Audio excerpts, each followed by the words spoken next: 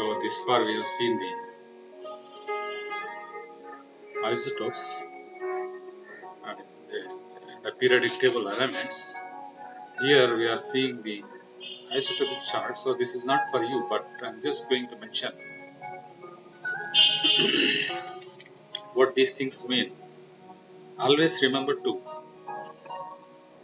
interpret a graph. There are many things in the students, science students' life where you can come across charts and graphs. Nowadays, the best thing that is accepted for any result is the graph. So when you present a particular result or particular data at the end, it usually is not descriptive, but it is some kind of graph or some kind of pie chart or some kind of three-dimensional chart, etc. Okay, here I am just going to mention what it means. N stands for neutrons. Okay, this is for your understanding. You must understand how actually the concept of atom works. Okay, and Z stands for the protons, right? So if you have a particular element, I'm just putting it as X, where X is equal to hydrogen, helium, neon, boron, beryllium, carbon, nitrogen, etc. In each passing of elements from hydrogen to helium and then helium to boron and then beryllium to boron, we keep on putting one proton plus one neutron. Then we put one proton plus one neutron. So every time you add one proton plus neutron plus an electron goes by default. So change of electron only results in formation of ions. We just go to the next element in the periodic table, and we call it as group displacement law. I think you have this, but I'm just mentioning. You can see detail about that later. Group displacement law, in which an addition of, it is mentioned that addition of an electron, proton, and neutron shifts an element to the right side of the periodic table. At the same time, addition, opposite of addition is elimination. If you eliminate one proton, neutron, and an electron, the atom shifts to the left side. However, there are some things called as the decay.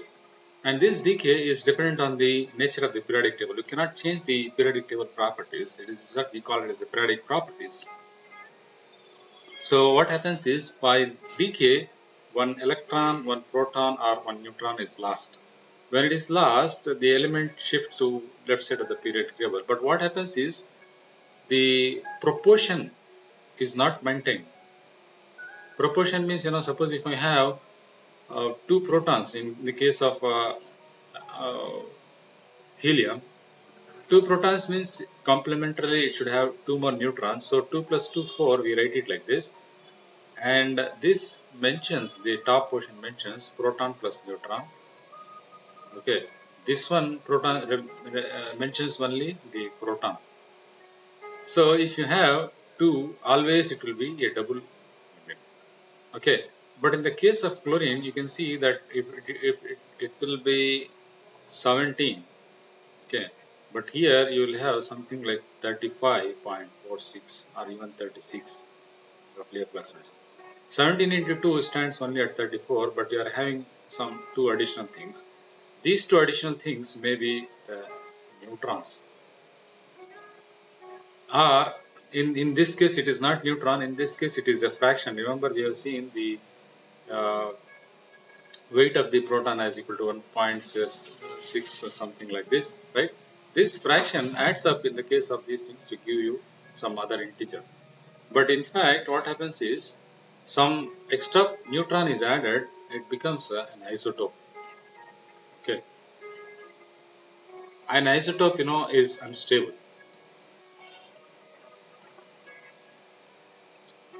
When it is unstable, it is radioactive.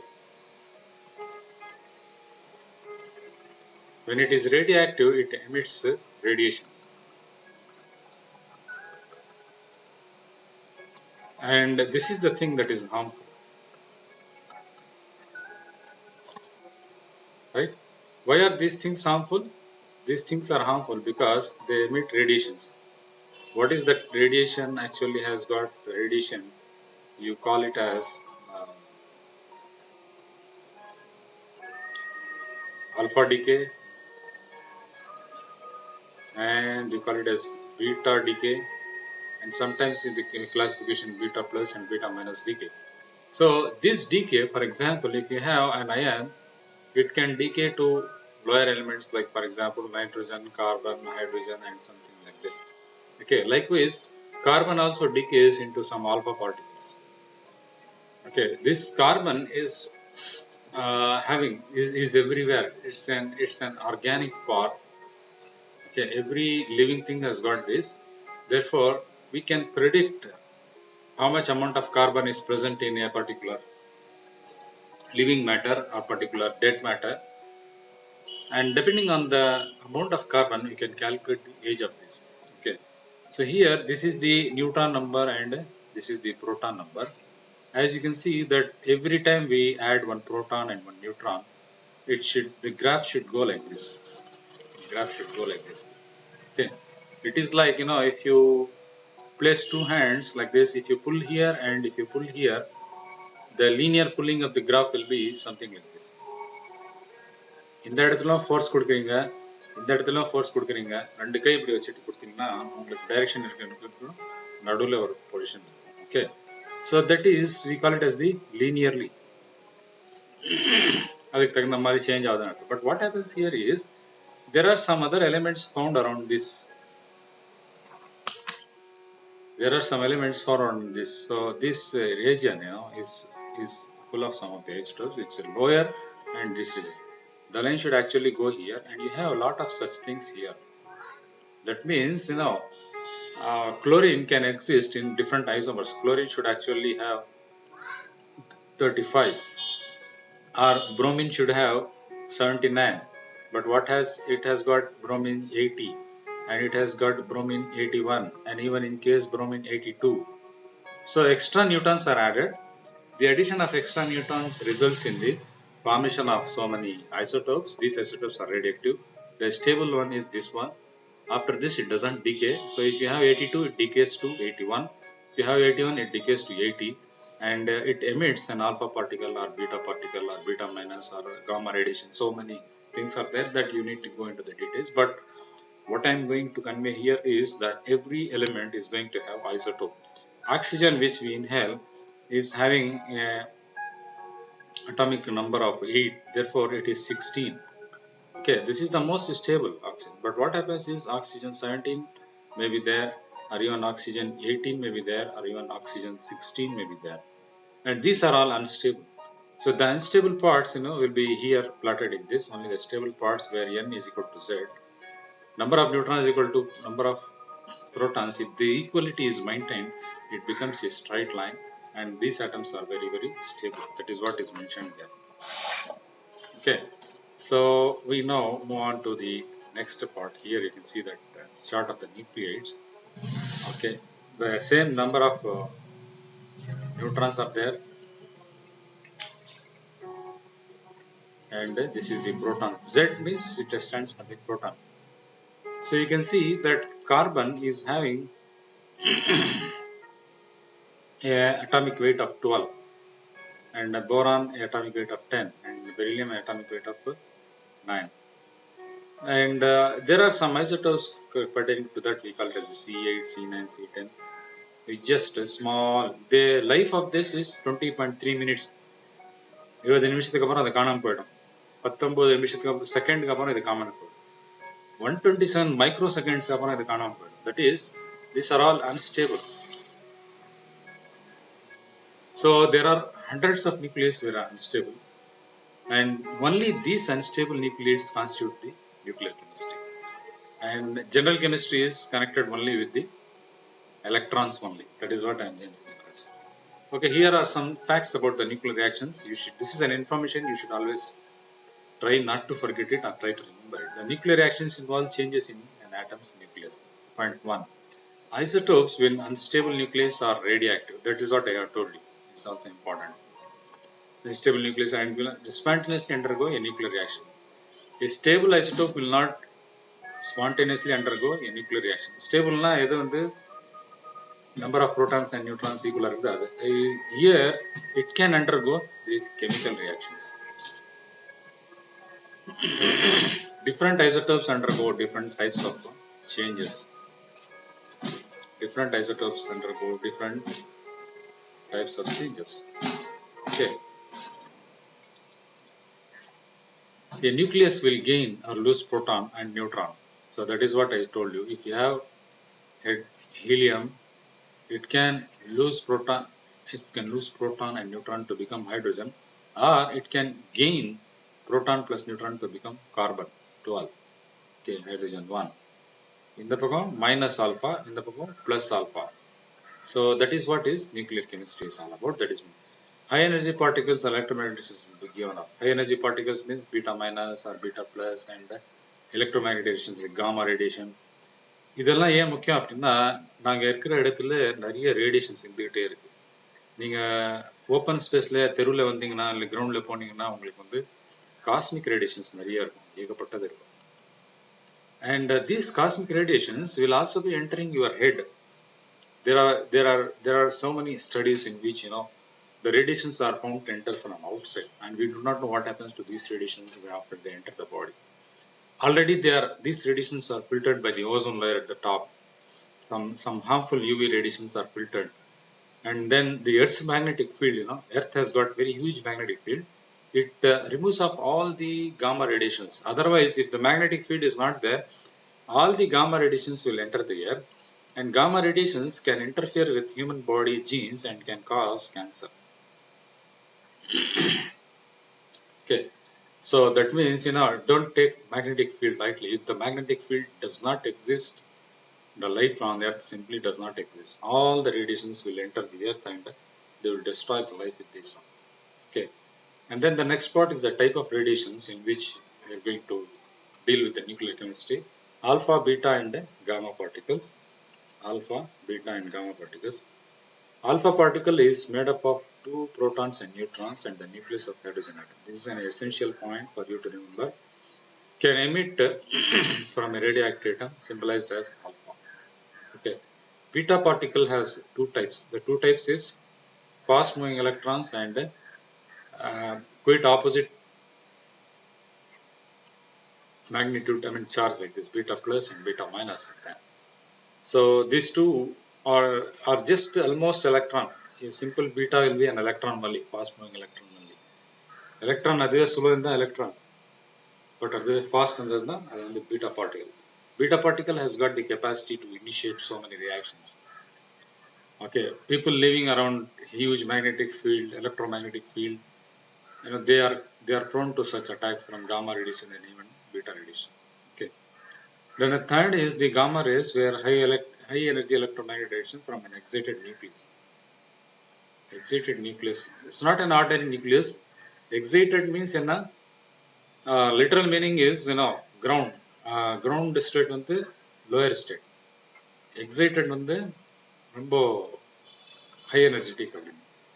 இப்போ excited வந்து human beings எப்படி சொன்னா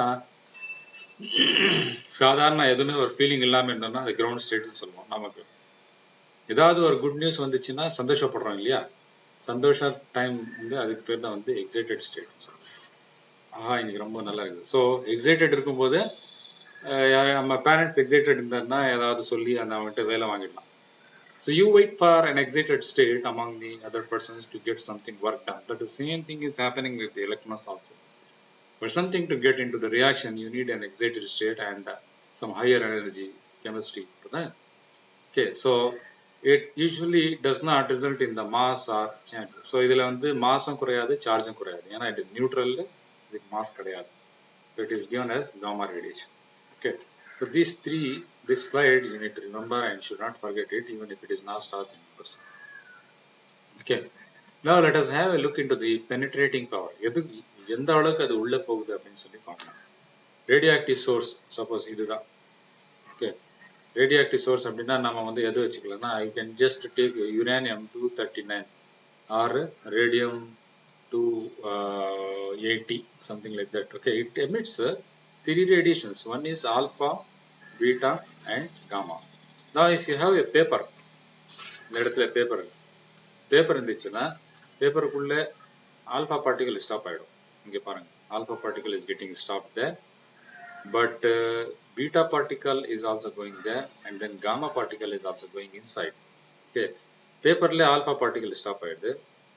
இங்க பாத்தீங்கன்னா aluminium வச்சிங்க அப்படின்னா, if you have aluminum is capable of stopping beta particle, but it is not capable of stopping the gamma radiation.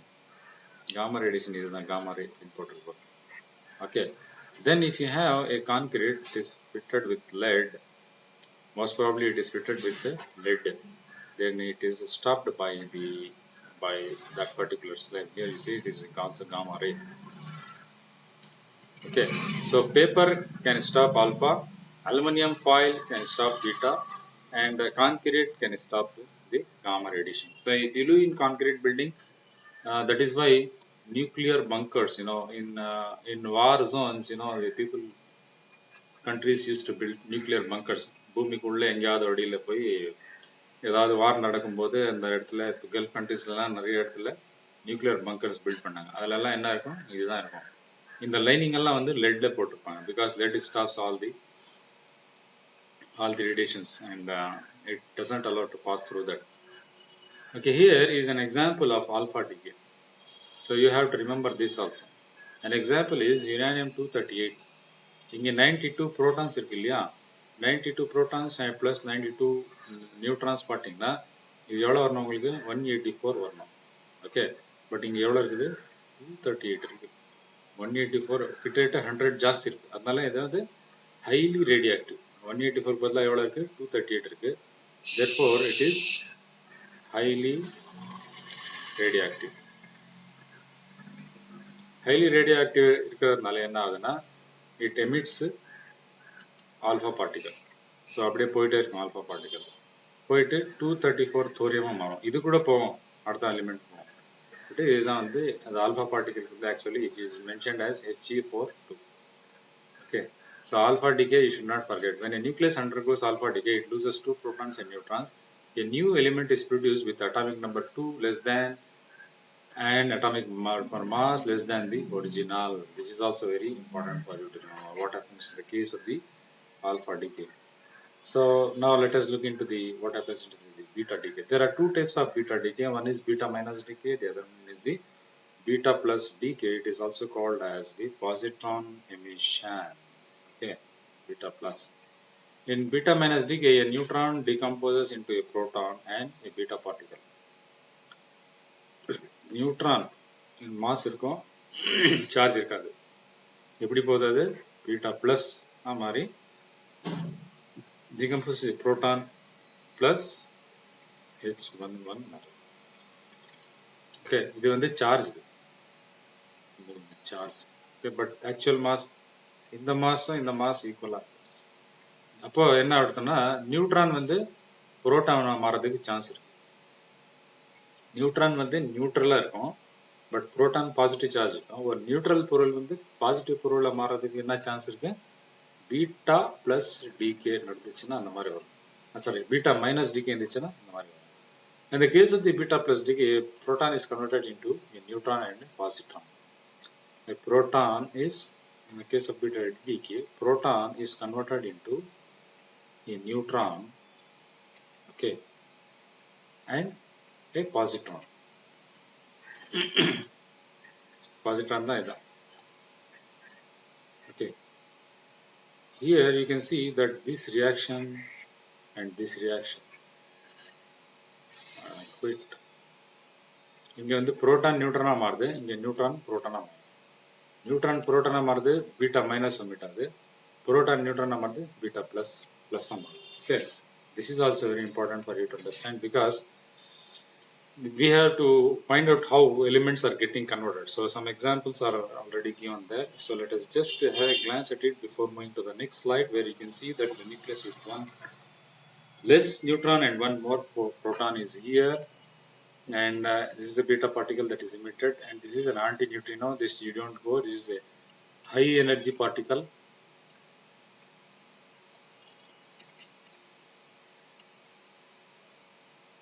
Okay, ஒரு nucleus ஒரு proton less with one less neutron அப்படின்னு சொன்னா beta minus வருது. A nucleus with one less proton, இங்க neutron இருக்கு, இங்க proton இருக்கு, இருந்துச்சுன்னா இது மைனஸ் பார்ட்டிகல், இது plus particle. Okay, so that is how these people mention, the physics people, but remember we are all part of that, right? So another thing is the beta decay occurs when there are too many neutrons. A neutron decomposes into a proton. This is plus 1, it is not, and means margin, so it is also here. So you have carbon 14 and it decays. This is the gamma decay, beta negative decay, that gives rise to nitrogen 14. என்ன இருக்கு? Carbon. So carbon நைட்ரஜனா மாறுது.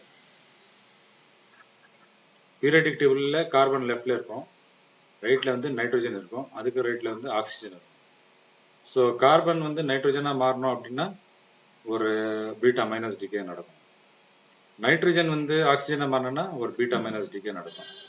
புரியுதா? இப்போ எங்களுக்கு வந்து H இருக்குது பிகினிங்ல, HCNO அப்படின்லாம் இருக்கும்போது இதனால உங்களுக்கு என்ன உண்டாகுது? ஹை எனர்ஜி இருக்கிறதுனால அமினோ ஆசிட் உண்டாயிடுச்சு. ஹை எனர்ஜி இருக்கிறதுனால இந்த அமினோ ஆசிட் தான் வந்து உங்களுக்கு வந்து பெப்டைட்ஸா மாறிடுச்சு.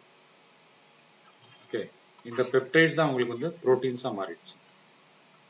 அதுக்கப்புறம் தான் லைஃப் வந்தது. அந்த லைஃப் எப்படி வந்ததுன்னு சொல்லி it is depending on how you understand the concept of the life, it is the soul, and your understanding of the universe, particularly spiritual things, and how you believe in the God, and how you understand every reaction. Okay, so beta positive decay is an example that is given is there carbon was converted into nitrogen. On the slide, in the slide carbon is converted into boron. Okay. So beta plus decay na இது வந்து என்ன ஆயிடுச்சு? beta minus 1 0 இந்த decay. புரியுதா? So carbon 6 அப்படின்னா nitrogen 7, இது 6 னா இது 5. So 6 7 மாறணும்னா உங்களுக்கு என்ன ரியாக்ஷன்? பீட்டா மைனஸ் மாறிடுச்சு. 6 5 மாறணும் அப்படின்னா உங்களுக்கு வந்து beta plus. So this is the main difference for the beta positive decay. So let us come to the last emission, that is the gamma ray emission. Emission of high energy electromagnetic radiation from an excited nucleus. Excited na நான் இப்போவே சொன்ன உங்களுக்கு ordinary nucleus கிடையாது, ground state கிடையாது, normal கிடையாது.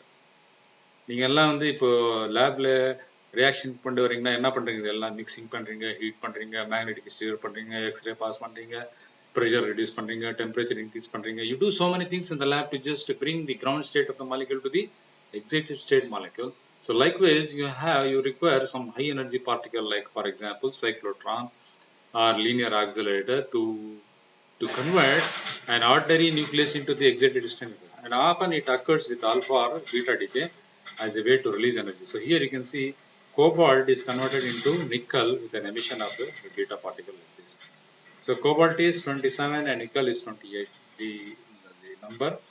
So that gets converted means it is naturally not getting converted, but when the universe was hot, I told you that as in the case of the Big Bang theory, in which we just can mention, is it possible? It's a possible theory that says how elements are getting converted. So there was proton at the beginning, then you got carbon, then you got nitrogen, then you got oxygen, and then you got every particular element there. Like for example, in chlorine, bromine, neon, all those things are there. So these interconversions were possible because of the high temperature and the high energy. Okay. So that we can create using a cyclotron. Cyclotron is an instrument that can accelerate the particle accelerator. So it is I think you have studied this in the +2. It is some 2D, which is which is connected by some magnetic field, and when you enter a particle there, it gets rotated, and after a particular energy is given, this particle comes out with a fast moving radiation and with fast moving energy, and that impinges on the nucleus, which is stable, and makes it unstable and are very reactive. Okay, cyclotron எல்லாம் வந்து இப்போ இல்லாத எந்த கண்ட்ரியும் கிடையாது. It is very essential. This is the real picture of the cyclotron and physically existing. So linear particle physics and the linear accelerator are these two things. They are used to convert ground state energy into higher energy. So what we do, that the nuclear chemistry does is, using high energy or the high energy physics, they convert the high energy into the low energy into the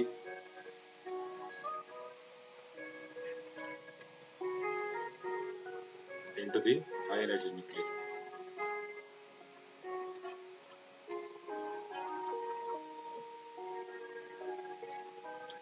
Right, so this is ground state.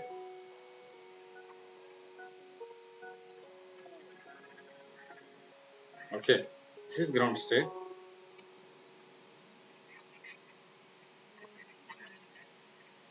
and this one is excited state. So by doing this, you make a nucleus reactive. What do you do after nucleus becomes reactive? After it becomes reactive, you can convert elements. So what is it? Conversion of elements is, if you have hydrogen, then convert it into helium, convert it into carbon, convert it into nitrogen, convert it into oxygen, convert it into fluorine. So likewise, this process of conversion is called as the synthesis of elements. Synthesis of elements. So that is how it formed. Because this is high energy physics, there is possibility of combination of carbon with nitrogen and oxygen and hydrogen. So these four elements are combining to give the proteins. Then put life, and then it becomes human beings. If the nuclear reaction was not there, nuclear initiation was not there, life would not be existing. And this is a very peculiar combination. You must sit down and think and find out what this kind of combinations are. There are a lot of radiation everywhere. The Earth is having a magnetic field which is stopping so many harmful radiations, and it is in fact protecting us. And there are certain reactions which are very fast and which are reactive. And there are so many things which are stable. So we also have a lifetime. Okay, even in the case of lifetime, but we decompose by, I mean, our life is, time shortens, time ends for us by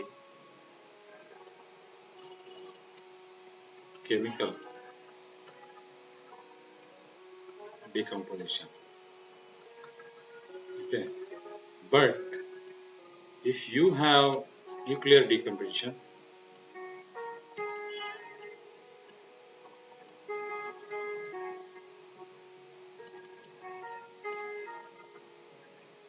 radiation is emitted.